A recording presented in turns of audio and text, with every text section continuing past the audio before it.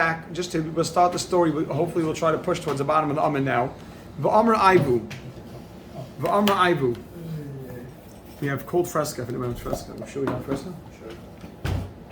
V'amr Aivu. We're starting. You going back? I'm backing up to the beginning of yesterday's story. Yeah. Just so the flow. I remember the story. V'amr Aivu. Hava ki'imna kamei de Rabbi Elazar bar Tzadok. I was once in front of Rabbi Elazar bar Tzadok.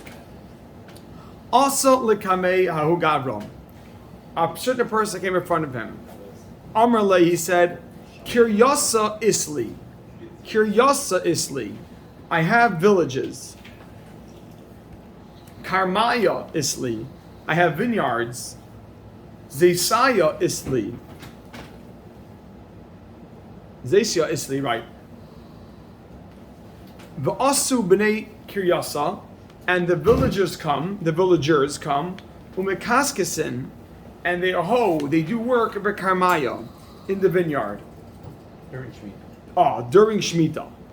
V'eichlin, and they eat bezesa, Shemitah olives, they eat the fruits of Shemitah, and we add it in as their wages. How did we know it was Shemitah? Rashi tells us that it's Shemitah, yeah. Says Rashi, b'karmaya. Why would it be an issue? Right. Rashi says that it's during Shemitah. So they work the land during Shemitah, and they also eat the olives as wages. So they're eating olives as wages. Aruch aloi aruch. Is this good or not good? Is this a good practice? Am I doing the right thing or not? Amar lei. So Rabbi Elazar bar Tzadok responded to this person, loi aruch. It's not the right thing. Why? You cannot pay with Shemitah produce. Remember we spoke out, you can't do any business with Shemitah produce. So paying wages is considered doing business with Shemitah produce. Talking about the fact that they're working the field on Shemitah? So we'll get very good. You're very good. Can't do business. Exactly. Because you can't pay wages with Shemitah produce. Unless you do the shirt, Because that's business. Okay? So Amalei loy aruch, it's not the right thing. Why? You cannot pay wages with Shemitah produce. Says the Gemara, have a kashavaglei v'azal. The man got up and he left. Have a kashavaglei, he got up v'azal, he left him. The person who asked? Yeah, the person left. Later on, the person who came to ask the question, he says the right thing, not the right thing. We'll see what happens in a second. The guy who asked. Yeah, the one who asked the question, right. The man got up and he left. It only says that they hoed the vineyards. It doesn't say that they hoed the olive. Oh, but being that we're talking about the years of Shemitah, the olives are gonna inevitably be Shemitah produce because it's growing during the Shemitah year. They're working land during Shemitah and they took the olives as payment. So look what he says. So look what happened now. So Rabbi Elazar bar Tzadok told the man it's incorrect. It's not a good practice that you're doing. The guy got up and left. Omar. So Rabbi Elazar bar Tzadok commented, Kadu Havesi Dairi. I lived here. Ba'ara Hada, in this land. Kadu Havesi Dairi. Omar is Rabbi Elazar bar Tzadok. It's good just to write it in, even if you write Reish Aleph. Rabbi Elazar bar Tzadok commented now. He's saying two. He's telling the people. He's telling Aibu who was there. So Omar, Rabbi Elazar bar Tzadok commented. Look what he said. The man was told it was incorrect, and the guy just got up and walked out after that. So he wanted to tell him, you should know something. So lest you think the guy ran out to go find a heter, he commented. Omar, he said, Kadu Havesi Dairi. I was living Ba'ara Hada in this land. He's saying, I was living in this land, Mem Shnin, 40 years. V'loy Chamisi, I did not see Bar Inish, any person,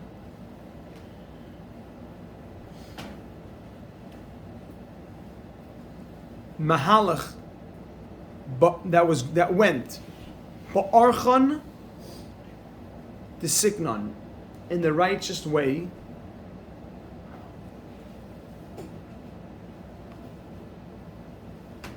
Kidin, like the Kidin, like this person. Period. Everything Kidin, else. period. He's doing this. Yeah, to Kidin, like this clear up person. Misunderstanding from. He wants to tell them, you should know. The man who walked out right away, you should know. You should know why he walked out right away. He was so upset The that he did the So wrong he said, lest you think, almost like, so you may have thought he walked out because he didn't want, he wasn't makabel the psak. He didn't appreciate that psak. He told him, it's not correct what you're doing. And the guy got up and walked out. So he commented to him, he said, I'm living here 40 years. I didn't see a person as righteous as this person. And they explained that the person was so disturbed that he was doing something incorrect during Shemitah. He ran out to stop what was going on, to stop his workers. Can we repeat the Mahala? V'loy chamisa, I didn't see bar inish any person mahalach that went ba'archan the sikna saknon in a righteous way kidain, like this person. Period. So Rabbi Elazar Bar Tzadok again was commenting that this man, don't think he ran away. He went because he's a righteous person and he wants to correct what was wrong. Now, so this man came to Rabbi Elazar Bar Tzadok and he says, I have workers working during Shemitah. They're hoeing the ground. I pay them with olives of Shemitah produce. Is that correct? He responded, it's not correct. The guy got up and left. He commented, this guy is extremely honest and extremely righteous. Hadar v'asa, the man then returned. Hadar v'asa, the man then returned. V'amar lei, and he told Rabbi Elazar Bar Tzadok. V'amar lei, he said to Rabbi Elazar. V'amar lei, he said to Rabbi Elazar. My Ovid? Question mark. What can I do? Meaning, what's my options? I have workers working here. What am I allowed to do? How do I pay them? How do I pay them exactly? How can I pay them? I thought they're not allowed to work either way, no? Oh, so that's what the Gemara will discuss in 2 lines. Very How good. can you pay them? Yeah, I have workers who are doing work for me.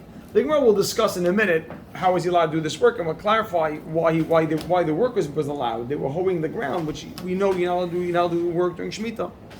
He was just saying, but they're working. How can I pay them? Amar Lehi says, Afkir Zeisa. Zeisa. Afkir Zeisa means make your olives ownerless. Make it hefker. Afkir Zeisaya. Make your olives hefker. Lechashaychya. To the poor people. Once hefker is hefker, anyone will take it. Very good. So there's a discussion on what you're asking, and they want to say that there's a certain time when a time that had elapsed after Shemitah. At some point, it may only be allowed for poor people. So I'm happy you pointed it out. If you're making hefker, so the Mefarshim discuss, we're asking why is it lachashecha, which means poor people, but they explain what that means. So he told them, Rabbi Elazar Bar Tzadok told him, this is your eitzah. After Zeisaya, first you gotta go ahead and make your olives hefker. Don't pay them anymore with that. It's hefker lachashecha for the poor people. V'sein pirtaya, and give, pirtaya means prutais, give the money and pay money, or pay your own money, I should add it in. That's what he's trying to tell him. Pay your own money. Likiskuse kramim. What does that mean? To those that are hoeing the land, to those that are working on your land. What does that Period. do with the olives then? Oh, so you're right. The olives out of the picture. He says the olives, don't use them as payment because you can't pay with olives of Shemitah.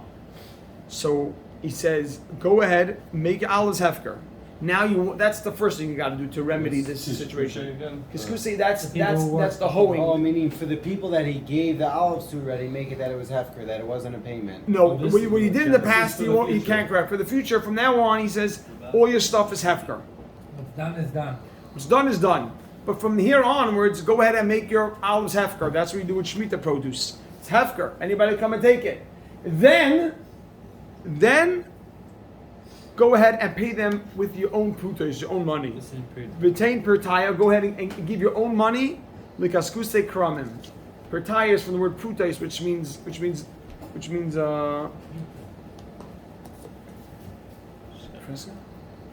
So okay. So that concludes the story. The Gemara now asks what everyone here is bothered with. Likaskuse krumim, the one that is hoeing your land. That's what the avodah that was being done over here. The land was being worked. He says, go ahead and give your own money to those people. Why are you still paying for the land to be worked on? Oh, so how is he allowed to work the land? So that very good. So let's see. The Gemara now will address that. Says the Gemara, "V'kaskuse mishari." Is this work allowed? Kaskuse means to hoe the land, but is this work allowed? Vatanya.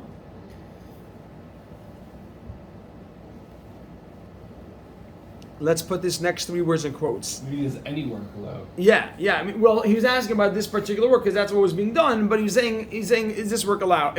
Were they allowed to hoe the land? But Tanya, it says in a brisa, quoting a pasuk. Now let's put the next few words in quotes. Vashvias, and in the 7th year, tishmetena, leave it, which means to leave the land. Unitashta, and forsake it. End of quote. It says in the 7th year, you should leave your land and forsake it. Now, Tishmetena, now we quote each word individually. Tishmetena, leave it, make a dash, milikaskes. Don't hoe it. Don't do this work. Don't do this type of work. Right? Kama. Unitashta, and forsake it, make a dash, milisakel. From sakel means clearing, stone clearing, or clearing stones. To make the ground more ready to plow and ready to work on, you have to clear it from stones. You have to pick out all the stones. So during Shemitah, you're not allowed to pick out the stones because you are improving the land and making it easier to. Yeah, but if you're not planting, it doesn't matter. Oh, so you're not allowed to do any work which is assisting or will help plant any future growth. Sustain, then that's okay. Oh, so very good. So that's a difference than helping. It's like weeding. So very good. So the Gemara will address that right now. So the Gemara is asking. It says clearly two terms in the pasuk.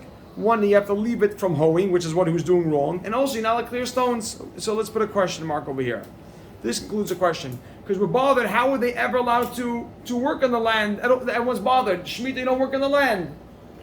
So the Gemara says, Amar Rav Ukva bar Chama, Trei Kaskuse. There are two havu. Trei Kaskuse havu, kama. There are two types of hoeing. The two types of this work. There's two ways you can hoe the land. Is this like an answer? Yeah, this is an answer. The question is after the Sal. Yes, after the Sal is a question mark. So how is he allowed to do this work? So the Gemara is answering. Rav Ukva bar Chama is explaining there are two types. Of hoeing. One is chad is Sesumi Pile. Filling in the holes, the cracks. In the field? What? Oh. So filling in the cracks, and a small footnote is so the tree doesn't dry out. If the roots are exposed to air, then the roots will dry out and the tree will die. So that's one type of hoeing that they would do. They would fill in soil all over the roots, so the roots are covered. Isn't that? I'm not sure about this, but isn't it why they do mulch? There's no trees here. Mulch is what? Just decorative? Decorative and for weeds. No, it's for absorbent, I think. So vineyard also, but For vineyards, water. vineyards Okay, trees. so anyhow, covering the roots. So that's the extent of. So here they would hoe around the cracks. That way it's filled in, so it's not exposed to the sunlight or the air, and it won't dry up. The roots won't dry up. V'chad, and another type, ivruye ilane. Ivruye means they would pierce the ground. They would make holes in the ground, which means, you ready for this? They would, and you can write on the side, they would soften the earth. They would go ahead and pierce the ground to soften the earth. Now, the Gemara will explain, Shai is ready on to this, the Gemara will explain, each one serves a different function. Why? Soften the earth. Yeah. Evruye means to pierce it, which is for the purpose of softening the earth. Is that Rui Lani or just Evruye ilane, piercing the earth by the tree. Period. Now the Gemara will explain. Evruye ilane, piercing the ground, asr. It's asr, and you can write on top. Because it improves the land. You're not allowed to improve the land during Shemitah. You're not allowed to make your land better, make more fertile, or make it grow better, or give it or strengthen it. You're not allowed to do any of that type of work during Shemitah. Susume pile, which is filling in the cracks, shari is allowed because that's you ready for this? You write this in? Preventative. That you're preventing your trees from drying out. If you have cracks and when you fill it in, you're not helping the tree develop necessarily. The function, the purpose of that is that your tree shouldn't dry out. So Kaskusi is the Kaskusi is in our Gemara. Oh, Exactly. Sorry, no, it's the, And our no, the fact that it wasn't allowed, it's the No, it's the but our Rui Lani. our Gemara, there was only an issue with paying with olives, but the actual work that was okay. Oh, okay. So the Gemara is asking, the Gemara said, how are we allowed to do that? How are we allowed to do works? The Gemara explains there's two types of hoeing. There's one hoeing. What's the first type? The one type is filling in the cracks, and that the Gemara concludes that that's allowed, and that's what they were doing. Why is that allowed? Because it's only a preventative measure. You don't want the tree to dry out. During Shemitah, you're allowed to do any work which is preventative, that means it just helping sustain what's already there. But to pierce the ground, to make it soft, which helps further growth and helps things develop, you're not allowed to prune the tree. Pruning the tree is going to help it grow better. But it's something which is being done to sustain the tree, that is allowed. But if you don't do it, then eventually it will end up damaging the tree. So that's a good shaila. How much, and practically speaking, at one point does things change from being preventative to being sustaining? But if you're doing something, it may be sustaining it, but it's also making it better at the same time. Right, But right. Like watering it, for example, right? If it's gonna dry out if you don't water it, but it's gonna get better if you do, right? Right. So What do they do in Eretz Yisrael? So they have all these asifas for the farmers. in Israel, they do very little. They don't really do much. Water them? They Nothing? don't. No, they really don't do anything. They were talking. This is right now. What? Karen Ashrias. So. Mamish Klum.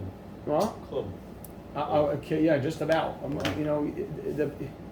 The people who go there and they tour Shemitah farms and they see hundreds and hundreds of trees laden with grapes that are just sinking because they're just being weighed down by things. It's like that. It's like, And poor people can't take.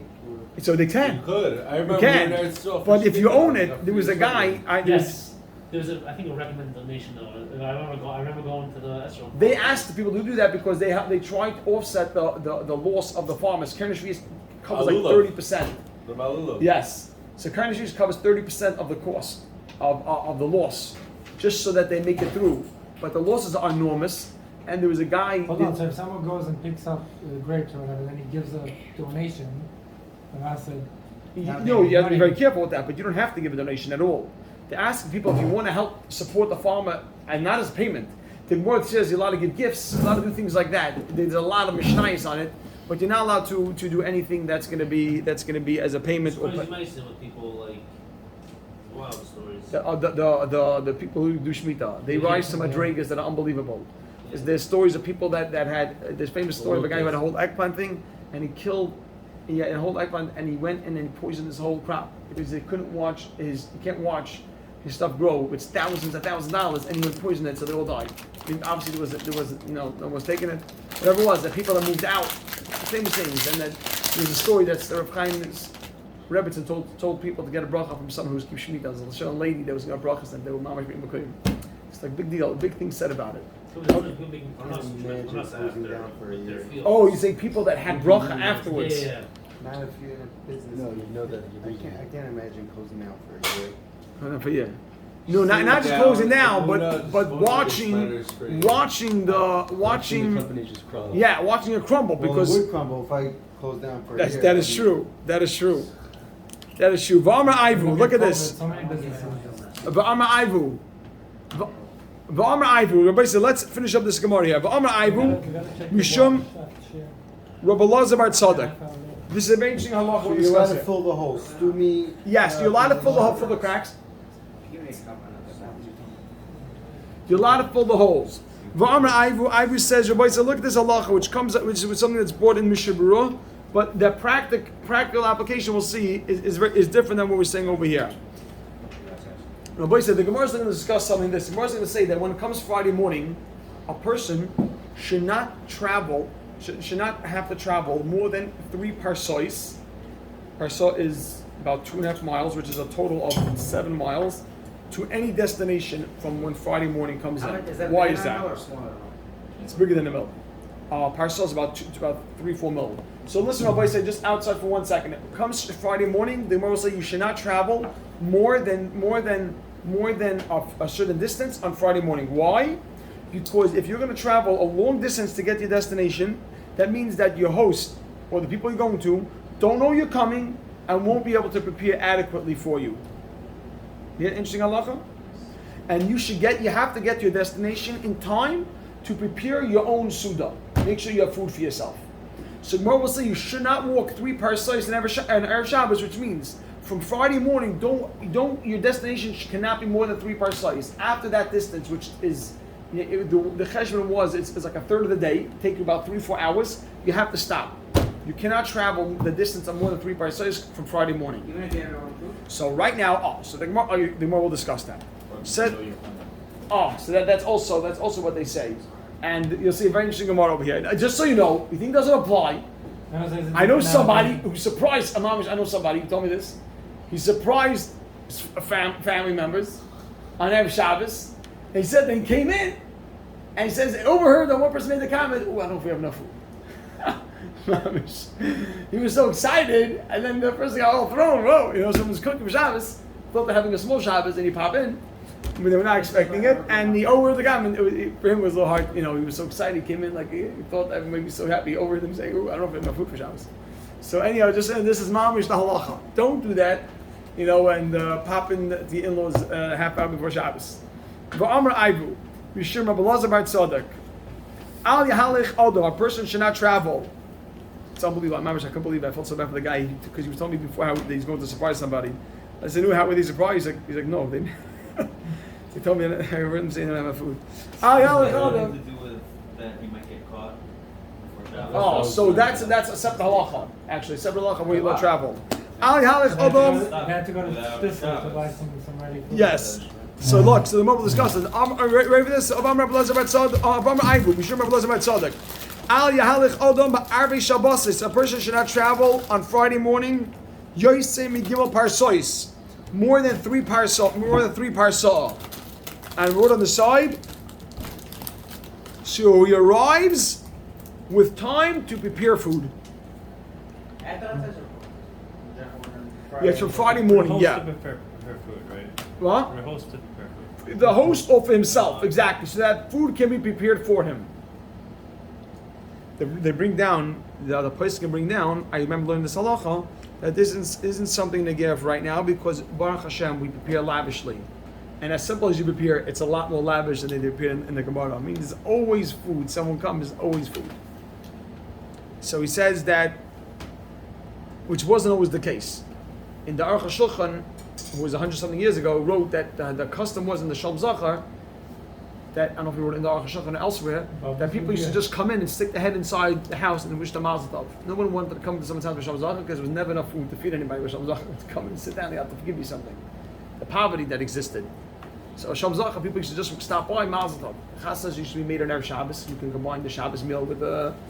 So don't travel more than 3 barzos so you have enough time to prepare food. Amrav Kahana loya moron. Loya moron. This was only said ela lebeisei, only if you're going to your own house. What does that mean? Which means that look what he's saying. Avalu shpiza. But if you're going to an inn, amai dinoket samech. You rely on the food you're bringing. And by your house? Oh, 1 second. When you're going to an inn, a person relies on his own food. When you go home, a person's thinking in my house that they'll prepare for me. In my house, meaning But my family. But if you go to if you go to an inn, when you go to an inn, says the Gemara, "Amai dinokit samach." You rely on the food that's with you, and it's okay to come later. What if he goes to an inn without his own food? Oh, so 1 second, just to show something, Rabbi Isai. Look at the Rashi Ela Lebeisei. Interesting Rashi here. Says Rashi, "Shahoylech Lebeisei." You go to your own house. Ve'im einam yoidim shi'avoy hayoim. They don't know he's coming today. Ve'einam machinam l'tzarchai. Your family didn't know you're coming back. Didn't get a text. For who, says Rashi, koyes alein. He'll get angry at them. What's the problem here? It's not just a food issue. Rashi's saying that the guy to come in, and because your own house, you expect things to be done. So you come home and they don't have what to be here for you, and then you get upset at them. And for that reason alone. So there's two components here. There's Einik Shabbos, and then you're not allowed to get then there's getting angry at your family.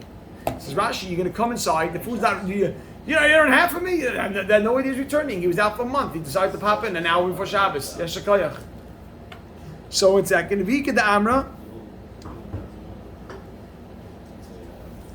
V'ika the Amri. Others say, look at this. Amar Rav Kahana. Rav Kahana says, Loi nitzrucha. You ready for this? Loi nitzrucha. The halacha was said. Loi nitzrucha ella. The halacha was said. V'ika damri. Others explain differently the Gemara. Rav Kahana. Loi nitzrucha ella. This halacha was said. Afilu lebeisei. This halacha applies even for your house. Shmuel, you like this? Add a small footnote. Okay. And for sure for an inn. Some learn that the halacha is even for your house. I mean, your house you can usually rely on, but we tell you not to. But an inn, of course, is a problem. Because in your house, they're always gracious and they're going to take care of you. So here, this shita holds that no, a person will expect more. The two ways to learn is that, and according to the first lashon, the house is a problem, and the inn. For sure an inn is an issue? Because an inn, you may expect in your house, they'll take care of you. They'll make sure that they take care of you. But you come in, so we only said that halacha that what? That you cannot drive late. That you cannot come late. Come late. Right, or travel. Yeah. Right? Why? That's when it's in your house. Even to your house. For sure, by end. So, and right on the side, and for sure, an inn is a problem. I thought it said an inn is fine. So this shita holds that it's going on a person, I believe, a person's expectations. The first opinion held that a person, when he goes to an inn, when he comes home, that's when problems can arise. But an inn, you don't count on them, you bring yourself. The second opinion holds no, an inn, you'll get upset at them. But your house, they'll take care of you, you won't get upset. For sure an inn is an issue. For sure an inn is an issue because, exactly, you'll get upset at them. You'll expect them to take care of you. There's a problem getting mad at them? Because it is a business. Well, there's an Einik Shabbos. There's Einik Shabbos. So let's just finish up the 2 lines and we'll stop. Rav Kahana, just concluding, Rav Kahana commented just about his house. Rav Kahana said, "But did he have Uvda? A story happened. This thing happened to me By an inn or in his house. I was going to add that in. Vafilu kirsa daharsana, even a small fried fish, like ashkechi, I couldn't find in my house. He's saying I came late to my house. I couldn't even get a hold of a small fried fish, which was the simplest food they ate, when it came to any occasion. He says, I tried this. I thought my house was okay. I came home. I couldn't find nothing to eat. Okay. Gewaldig. Tomorrow